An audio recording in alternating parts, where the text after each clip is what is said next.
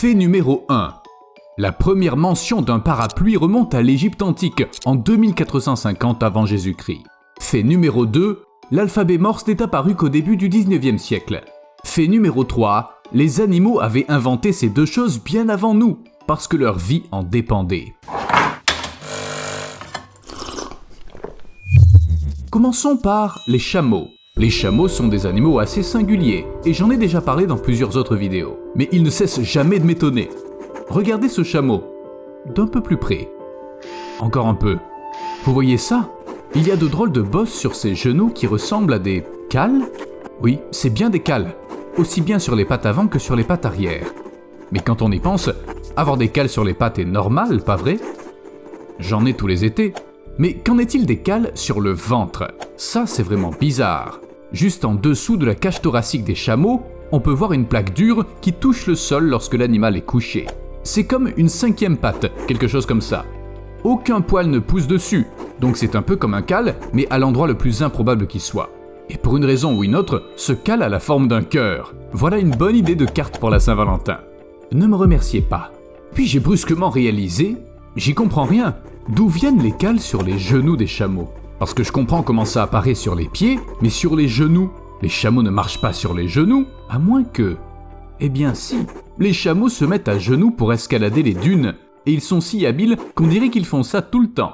Ce qui est probablement le cas. Récapitulons. Les chameaux ont donc ces cales parce que leurs genoux frottent contre le sable. Ça doit faire un mal de chien. Alors que je commençais à avoir de la peine pour ces pauvres animaux, Steve m'a rassuré. Ces taches donnent l'impression que les poils ont disparu à cause du frottement constant. Mais en réalité, elles sont naturelles et pas causées par les frottements. En outre, même les jeunes chameaux ont de telles cales, bien qu'ils ne les aient pas à la naissance. La peau est plus épaisse au niveau de ces taches et elle se met à durcir lorsque le chameau a environ 5 mois. Les cales du chameau ne sont donc pas des callosités au sens propre du terme. Ils ne sont pas la réponse du corps à une irritation, mais une caractéristique octroyée par la nature. Leur principale fonction est de protéger les chameaux du sable incroyablement chaud qui les entoure pendant la journée.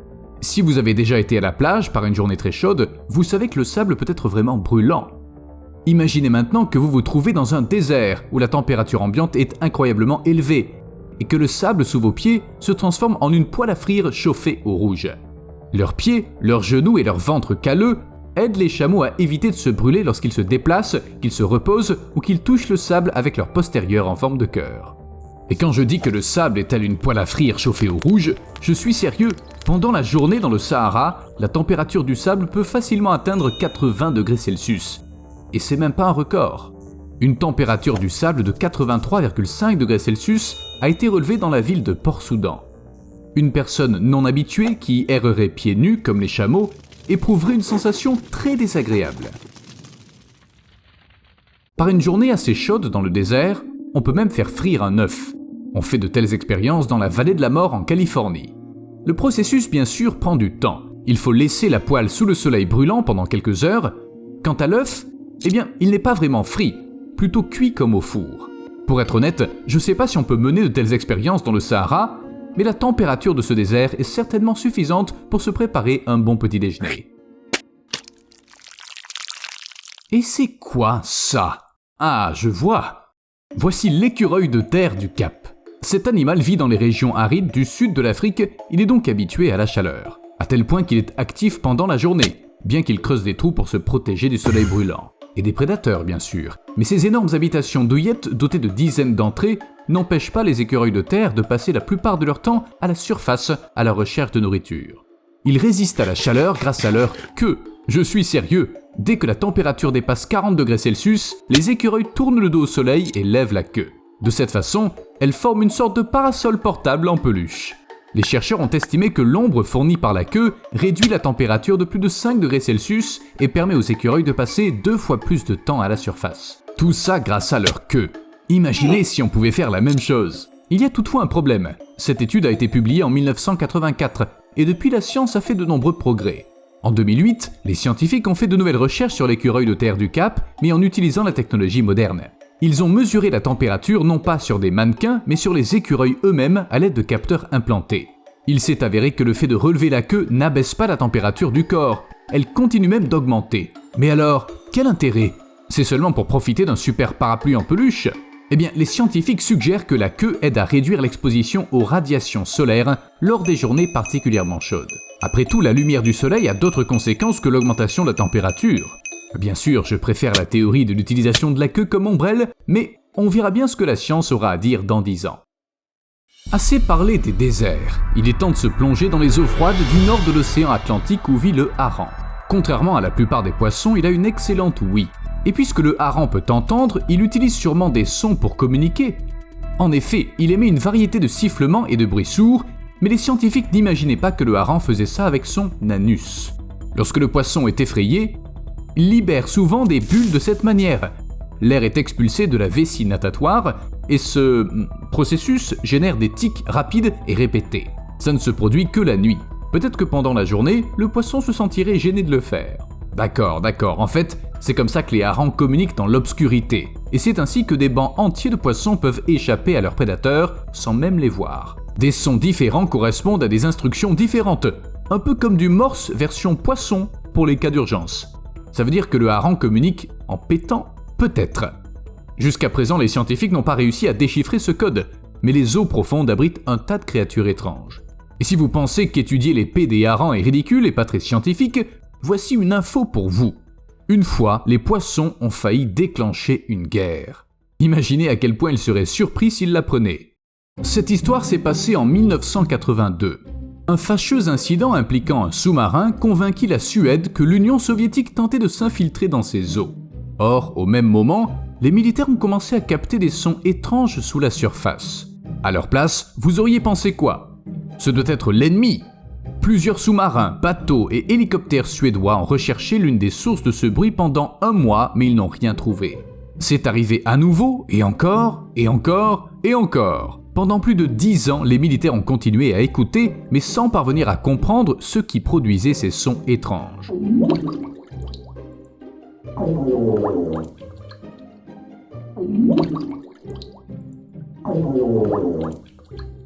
Et oui, c'était des harengs. Pendant tout ce temps, les militaires ont poursuivi des harengs en écoutant les bulles d'air qu'ils expulsaient de leur anus. Si vous avez un jour l'impression d'avoir fait quelque chose de très embarrassant, rappelez-vous cette histoire et vous vous sentirez mieux. Mais apparemment, la nature a décidé qu'un poisson qui a presque déclenché une guerre, c'était pas suffisant. Vous savez ce qu'elle a fait? Les lamantins, de grands mammifères aquatiques qui ressemblent à des phoques d'âge mûr un peu tristes. Christophe Colomb, lorsqu'il a vu des lamantins, les a pris pour des sirènes, mais il était loin d'imaginer que ces créatures mythiques pouvaient contrôler leur flottabilité en pétant. Les lamantins n'ont pas de vessie natatoire pour les aider à rester à l'horizontale dans l'eau. Leurs flatulences viennent donc à la rescousse. Ça a l'air bizarre. Un lamentin adulte mange environ 50 kg de végétation par jour, ce qui génère beaucoup de méthane dans ses intestins. Contrairement aux vaches, les lamantins ont appris à utiliser ce méthane à bon escient. S'ils doivent faire surface, ils conservent le gaz à l'intérieur de leur corps et ils le libèrent pour plonger plus profondément. Il paraît qu'il est facile de déterminer si un lamentin a des problèmes digestifs. Mais personnellement, j'ai pas de lamentin de compagnie, seulement une chatte.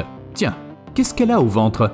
Même chez un chat très mince, on peut voir une petite zone en bas du ventre qui se balance lorsque le chat marche. Comme une drôle de petite poche toute douce. Et c'est pas une invention de la nature pour rendre votre chat encore plus mignon. D'ailleurs, il vous laissera difficilement gratouiller cette zone. À propos, les chats n'aiment pas que l'on touche leur ventre, car les follicules pileux y sont trop sensibles. Mais le but de cette étrange pochette n'est pas du tout d'être sensible. Ce morceau de peau, de fourrure et de graisse constitue une couche protectrice appelée la poche primordiale. Les spécialistes des chats ont 3 théories pour expliquer pourquoi le chat en a besoin. La première suppose qu'elle protège les organes internes des prédateurs dangereux.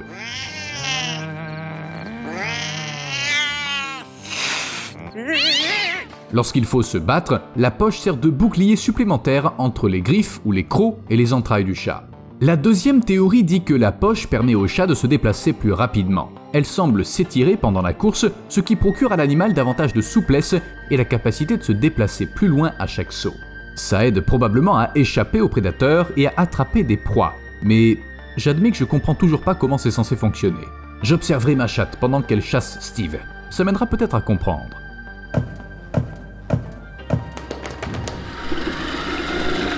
Mais la troisième théorie me semble très claire. Cet excédent de peau sert à stocker des nutriments. Dans la nature, les chats ne mangent pas 2 fois par jour, mais quand ils le peuvent. Bien sûr, On ne croise pas toutes sortes d'antilopes et de lapins en permanence, c'est pourquoi les chats sauvages ont appris à stocker la graisse des proies de grande taille dans leur poche à nourriture. Ça doit permettre à l'animal de survivre même lorsque la nourriture se fait rare. En bref, cette poche est un peu comme les abajoues du hamster, mais sur le ventre, et chez les chats. Bien sûr, parfois, si le ventre d'un chat paraît volumineux, c'est en raison de l'obésité. Ça arrive assez souvent. Les chats prennent facilement de l'embonpoint lorsqu'ils mangent beaucoup et bougent peu. En fait, il n'est pas si difficile de faire la différence. Les chats grassouillés ont un corps plus rond que les chats en bonne santé, qui ont seulement une grande poche primordiale. En se tenant au-dessus du chat, on doit être en mesure de voir la transition entre les hanches et la taille de l'animal. Vous ne la voyez pas? Eh bien, il est temps d'aller chez le vétérinaire. Un autre moyen est d'essayer de sentir ses côtes. Si ça vous demande un effort, et pas parce que le chat résiste, ça signifie que l'animal a pris du poids. De plus, le ventre d'un chat en surpoids ne se balance pas comme une poche primordiale quand il court. En bref, tout ça est assez simple. Les chats en surpoids ont besoin d'un régime spécial et d'exercice, mais parfois, le simple fait de jouer avec leur propriétaire ne suffit pas. C'est alors que les tapis roulants immergés viennent à la rescousse. Des appareils spéciaux qui combinent un aquarium et un tapis de course ordinaire. Le niveau d'eau est adapté à l'animal. La vitesse augmente progressivement. Bien sûr, de nombreux chats ne sont pas enchantés d'être dans l'eau, parce que, c'est des chats. Mais l'eau est nécessaire pour réduire la pression sur les articulations. Si l'animal est en surpoids, c'est ses articulations qui en souffrent le plus lorsque le chat se déplace. En fait, ces tapis de course ne sont pas seulement utilisés pour les chats joufflus. Les chiens aussi en font usage, mais pas forcément ceux qui sont obèses. Ces équipements aident les chiens à se rétablir après une opération ou à se préparer à des compétitions.